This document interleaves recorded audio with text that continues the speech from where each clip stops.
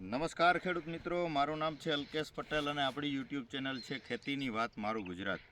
આપણી દુકાનનું નામ છે મિત્રો Hindustan agro seeds Kalavad, proper Kalavad, તાલુકો કાલાવડ, જિલ્લો જામનગર. મિત્રો તારીખ થઈ છે આજે 23/2/2025. 23/2/2025 રવિવારનો દિવસ છે, એટલે રજાનો દિવસ છે. તો આપણે હતા મારી પોતાની વાડીએ ફિલ્ડ વિઝિટમાં, જે મેં 8 વીઘાનું જે છે એ ડુંગળીનું બીજ બનાવવાનું જે છે પ્લોટિંગ બનાવેલું છે. તો અત્યારે એકંદરે જોવા જઈએ તો ખૂબ સારું પરફોર્મન્સ છે. થ્રિપ્સનો જે એટક હતો પણ ઉપર 2-3 છંટકાવ કરી અને હવે જે છે એકદમ કમ્પ્લીટ થઈ ગયું છે. અત્યારે કોઈ જાતની સ્થિતિ જણાતી નથી. તાપમાન વધારે છે એટલે કોઈ પણ પાકની અંદર અત્યારે થ્રિપ્સનો એટક તો વધારે રહેવાનો જ છે. એમાં ખાસ કરીને સફેદ ડુંગળીની અંદર જેને વાવેતર છે એને ખાસ થ્રિપ્સનું ધ્યાન રાખવું, નહીંતર જે છે એનું ઉત્પાદન ઘણું બધું કપાય છે, એનો ગ્રોથ, એની હાઇટ થતી નથી. એટલે ખાસ સફેદ ડુંગળીમાં થ્રિપ્સ અને લસણની અંદર થ્રિપ્સ વધારે આવતી હોય છે. પીળી પત્તીનું જેને વાવેતર કર્યું છે એમાં એટલું બધું એટક હોતો નથી, અને કદાચ એટક હોય તો પણ જે છે તમે છંટકાવ કરો તો એક જ છંટકાવની અંદર એની અંદર રિઝલ્ટ સારું, રિકવરી સારી મળી જતી હોય છે. પણ અન્ય પાકની અંદર વાત કરીએ તો સફેદ ડુંગળી અને લસણમાં તકલીફ વધારે રહેતી હોય છે. તો હવે આપણે આની અંદર ઉપયોગ કરશું ખાતર જે છે આપણે 25-25-25નો, અને ત્યારબાદ એક સારું ફૂગનાશક મેટાલેક્ઝિલ છે કે મેન્કોજેબ છે કે એન્ટ્રાકોલ છે, આ પ્રકારનું ફૂગનાશકનો સાથે છંટકાવ કરશું એટલે જે આ બીજની જે છે આની ક્વોલિટી ખૂબ સારી નોંધાય. મિત્રો અત્યારે જોવા જઈએ તો આની ફૂટ પણ ખૂબ સારી છે. દાણો બંધાવવાની શરૂઆત હજી થઈ નથી, હજી જે છે ફ્લાવરિંગ અવસ્થા જ છે.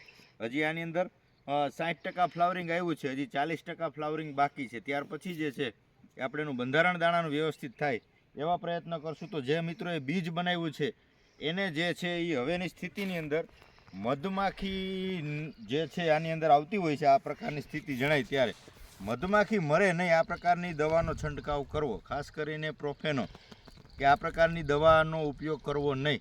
નહીંતર શું થશે કે આની અંદર મધમાખી હશે તો એ મરી જશે, અને કદાચ નહીં હોય અને આની અંદર તમે છંટકાવ કરશો તો આની વાસ, આની દુર્ગંધના કારણે જે છે એ મધમાખી આની ઉપર બેસવાનું ટાળશે. એટલે હવે ખાસ કરીને મધમાખીનો ઉપદ્રવ વધારે પડતો આની અંદર રહીએ તો બીજની ક્વોલિટી ખૂબ સારી નોંધાય. એટલે એ પ્રકારનું તમારે ખાસ કાળજી રાખવાની છે. મધમાખી ન મરે એ પ્રકારનું તમારે ચોક્કસથી કાળજી રાખી અને દવાનો છંટકાવ લેવાનો છે. ખાસ મિત્રોને એક કાળજી રાખવાની છે. બીજું વાત કરીએ તો એકંદરે તાપમાન વધી ગયું છે અત્યારે, તો પાછતરા જે મિત્રોને વાવેતર છે, દાખલા તરીકે ચણા છે, જીરું છે, ધાણા છે, આ પ્રકારના વાવેતર છે. ઘઉં સિવાયની વાત કરીએ તો એની અંદર હવે વાતાવરણ તાપમાન વધી જાય તો કોઈ પ્રશ્ન હોય, દાખલા તરીકે ચરમીના પ્રશ્નો હોય, સુકારાના પ્રશ્નો હોય, તો એ હવે રિકવર બહુ ઓછા થાય. શું કામ? એને કે તાપમાન એને વાતાવરણ અનુકૂળ આવે નહીં. એટલે ખાસ મિત્રોને ભલામણ છે કે વધુ પડતા ખર્ચ કરવા નહીં, મોંઘા મોલિક્યુલો છાંટવા નહીં, કેમ કે તાપમાન વધી ગયા પછી કોઈ વસ્તુ એની અંદર કામ આપશે નહીં. માત્ર ને માત્ર તમારો ખર્ચ જે છે એ થશે અને ક્યાંય ને ક્યાંય રિઝલ્ટ તમને જોવા મળશે નહીં. આ એક ખાસ કાળજી રાખવાની છે, કેમ કે તાપમાનની અંદર કોઈ દવા અસર કરે નહીં, અને દવાનું કદાચ રિઝલ્ટ પણ મળે તો આ શિયાળુ પાક છે. શિયાળુ પાકને તાપમાન આટલું 30 ડિગ્રી ઉપર જે છે તાપમાન સહન કરી શકે નહીં. એટલે જેથી કરીને તમારું રિઝલ્ટ, તમને દવાનું રિઝલ્ટ મળશે પણ જે છે એ પાકની અંદર સ્થિતિ એ સુધરશે નહીં, અને પાક જે છે એ ટૂંકા ગાળાની અંદર વળી જશે, એમ કહીએ તો પાક ઉપર વળી જશે. એટલે આ પ્રકારની સ્થિતિ અત્યારે 4-5 દિવસની અંદર જોવા મળી રહી છે. જીરાના પાક સારા હતા એ પણ હવે એકાએક વળવા લાગ્યા છે અને પીળું પડવા લાગ્યું છે, આવી સ્થિતિ જોવા મળી રહી છે.